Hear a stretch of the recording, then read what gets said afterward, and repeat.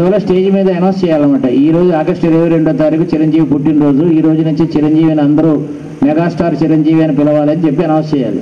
నాకు కూడా భయం, ఉనికిపోతుంది గుండె, ఆమెది కాదు నాది ఆ రోజు. సో నా వెనకాల రావు గోపాలరావు గారు కూర్చున్నారు. తెలుసా రావు గోపాలరావు?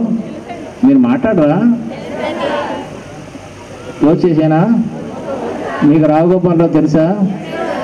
మాట్లాడలేదు కదా, మరి చెప్పరే. నా వెనకాల కూర్చొని అన్నాడు, రాక్షసుడు లాంటి సినిమా తీసి నీకు భయం ఏంట్రా? సార్ కాళ్ళు వణికిపోతున్నాయి సార్, ప్యాంట్ ఉంది కాబట్టి సరిపోయింది, నిలబడలేను సార్ నేను అన్నా. వెనకాల రావు గోపాలరావు గారు ఉన్నారని తలుచుకో, ధైర్యం వస్తుంది అన్నాడు.